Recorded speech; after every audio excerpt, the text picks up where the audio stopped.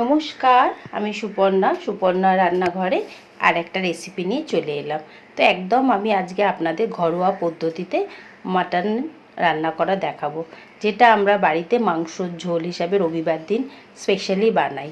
তো একদম সব কিছু ঘরের জিনিস দিয়েই বানাবো। আপনারা পুরো ভিডিওটা দেখবেন, আর আমার রান্নাগুলো যদি আপনাদের পছন্দ হয় তাহলে অবশ্যই লাইক, কমেন্ট, সাবস্ক্রাইব করবেন। তো চলুন, এখন আমি ঘরোয়া পদ্ধতিতে মাটনের ঝোল বানানো দেখাচ্ছি আপনাদের। প্রথমে সর্ষের তেল আগে কড়াতে দিয়ে দিলাম। তেলের মধ্যে আলুগুলো আগে দিয়ে দিচ্ছি। কাঁচা তেলের মধ্যে সবসময় আলু যখন দেবেন তখন দেবেন আলুটা খুব তাড়াতাড়ি গলে যাবে। একদম তেলটা যেই কড়াতে দেবেন তখনই আলুটা দিয়ে দেবেন, কোনো কাঁচা গন্ধ এর মধ্যে থেকে বেরোবে না। আর কি হবে, তাতে আলুটা খুব তাড়াতাড়ি গলে যাবে। এবার আলুটাকে আমি লাল করে একদম ভেজে নেব। আলুগুলো লাল করে ভাজা হয়ে গেছে, এখন আলুগুলোকে আমি তুলে নিচ্ছি। এবার তেলের মধ্যে দুটো তেজপাতা দিয়ে দিলাম আর 1 চামচ জিরে দিয়ে দিচ্ছি। অল্প করে একটু জিরে দিয়ে দিলাম। এবার যে পেঁয়াজটা কেটে রেখেছি পেঁয়াজটা দিয়ে দিচ্ছি। ভালো করে পেঁয়াজটা একদম নরম করে ভেজে নেব। গ্যাসের ফ্লেমটাকে এখন বাড়িয়েই রেখেছি। পেঁয়াজটার মধ্যে অল্প করে এখন আমি নুন দিয়ে দিচ্ছি, যাতে তাড়াতাড়ি এটা গলে যায়। তার জন্য আমি নুনটা দিয়ে দিলাম। দিয়ে এখন গ্যাসের ফ্লেমটাকে সিম করে দেবো, দিয়ে পেঁয়াজটাকে ঢাকা দিয়ে দেবো, যাতে পেঁয়াজটা একটু তাড়াতাড়ি নরম হয়ে যায়। মাংসের জন্য একটা মশলা বানিয়ে নেবো। তার জন্য আমি 4-5টা শুকনো লঙ্কা নিয়েছি, কটা গোলমরিচ নিয়েছি, 1 চামচ মতো আমি গোটা জিরে নিয়ে নিচ্ছি, আর 1 চামচ আমি গোটা ধনে নিয়ে নিচ্ছি। এর সাথে আদা রসুন দেব, দিয়ে মশলাটাকে আগে একটা মিহি পেস্ট করে দিচ্ছি। পেঁয়াজটা একদম নরম হয়ে গেছে। এখন আমি যেই মশলাটা বানালাম, ধনে গুঁড়ো, ধনে গোটা দিয়েছিলাম, জিরে গোটা, আদা রসুন, শুকনো লঙ্কা, সেই মশলাটা এখন তেলের মধ্যে দিয়ে 1 মিনিট মতো ভালো করে নাড়াচাড়া করে দেবো। আর গ্যাসের ফ্লেমটা এখন মিডিয়াম করে রেখেছি।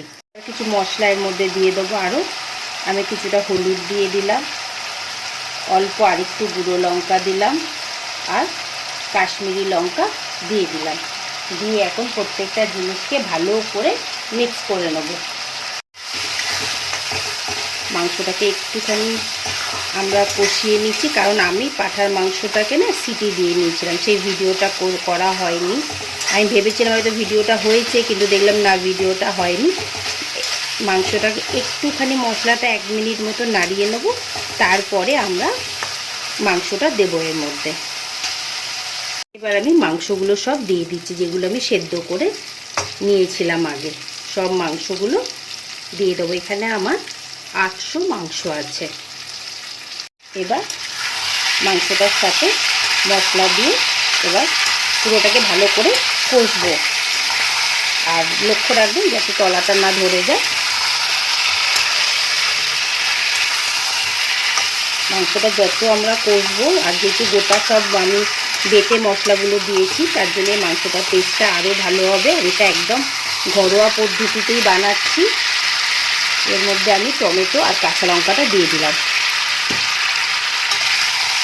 দিয়ে এখন মাংসটাকে মিডিয়াম ফ্লেমে অন্তত 15 মিনিট কি 20 মিনিট আমি ভালো করে কষে নেব। মাংসটা থেকে একদম কাঁচা গন্ধগুলো মশলার যতক্ষণ না যাবে ততক্ষণ মাংসটাকে আমি কষবো।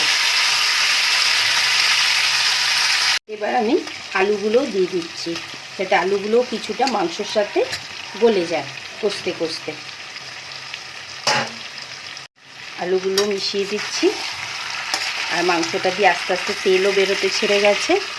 এখন আমি গ্যাসের ফ্লেমটাকে একদমই মিডিয়াম করে রেখেছি। রেখে আরও কিছুক্ষণ এখন আমি মাংসটাকে ঢাকা দিয়ে কষবো। মাংসটা যত আমরা কষবো তত মশলাটা ভালোভাবে মিশে যাবে, আর মাংসের টেস্টটাও খুব ভালো আসবে। গ্যাসের ফ্লেমটা একদম সিম করে দিয়েছি, যেই কারণে এখন আমি টক দইটা দিয়ে দিচ্ছি। এই সময় গ্যাসের ফ্লেমটাকে একদম সিম করে দেবেন, নাহলে বাই চান্স দইটা একটুখানি কেটে কেটে যেতে পারে। ভালো করে মিশিয়ে নিচ্ছি। টক দইটা দিলে গ্রেভিটার খুব সুন্দর একটা টেস্ট আসে মাংসর। আর মাংসটা তো এখনও 10-15 মিনিট আরও কষবো।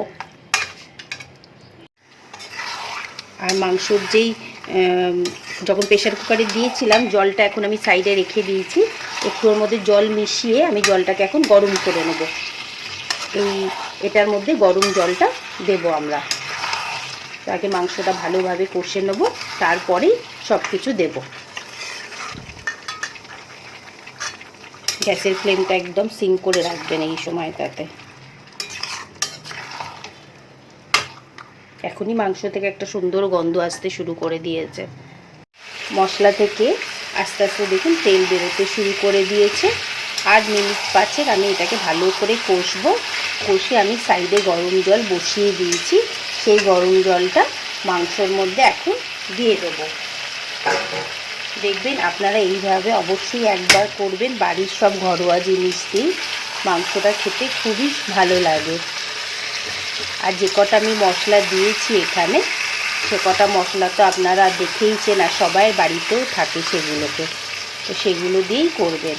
আর ঝালটা আপনারা আপনাদের বাড়ির লোক যেমন খেতে পছন্দ করে সেইভাবেই করবেন। আর এখানে যদি আপনারা মাংসটা পরে প্রেশারে দিতে চান, তো এই স্টেজেই আপনারা যখন মাংসটা কষা হয়ে যাবে তখন আপনারা প্রেশারে দিয়ে মাংসটা সিটি দিয়ে নিতে পারেন।